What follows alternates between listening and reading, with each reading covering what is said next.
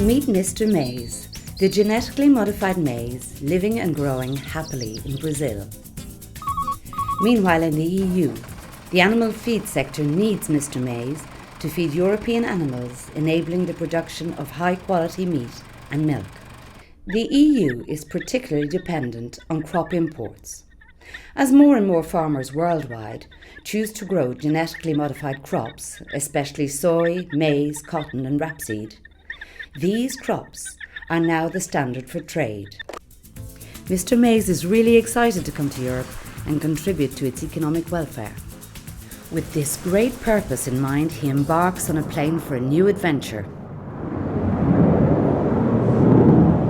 Mr. Maize is an experienced traveller. He has both travelled to and lived in the Americas, Asia and Africa without any problems. The animal feed sector and farmers have big expectations as to his arrival in the EU.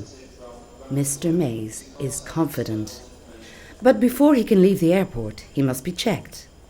In fact, every GM crop that is being imported to the EU needs to undergo a rigorous review of its safety before being put on the market. Mr. Maize is prepared. He has all his documents with him. He has been proven to be safe during his previous travels. But the EU needs to be really sure. Mr. Maize is being thoroughly searched and is surprised when he sees his non-GM friends leaving the airport fairly quickly without additional questions. His control seems to be taking much longer than expected. Time passes by and days turn into months. Mr. Maize understands that Europeans want to confirm his safety. However, the never-ending tests imposed by politicians don't seem to have a clear objective or a scientific justification. Tests which have already been done are being reconducted, but in a different manner. Months turn into years. Mr. Maize is stuck and desperate. Despite all the tests having shown that he is safe and healthy, he is not allowed to enter the EU. The animals and farmers in Europe are miserable.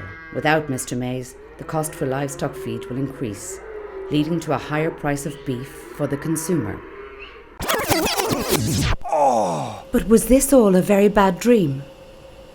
Mr. Maize lands in Europe with the hope that the system to assess his safety will work as it should, based on science and not on politics. Did you know that? Today the EU is the world's biggest net importer of agricultural commodities. EU livestock farmers highly depend on GM imports to feed their animals and produce high-quality meat and milk. The EU imports of GM commodities are estimated at 60 kilos per EU citizen per year and upwards. Stopping the import of genetically modified crops would cost the EU economy €9.6 billion in total. This would also mean a sharp increase in the price of meat produced in the EU. The EU has the most complex GMO approval system in the world. In the past, it took on average 48 months to authorise a genetically modified product for import. But today, the safety assessed products are waiting in the system for an average of nearly 80 months. How would you feel if your driving licence was withheld despite having passed your driving test?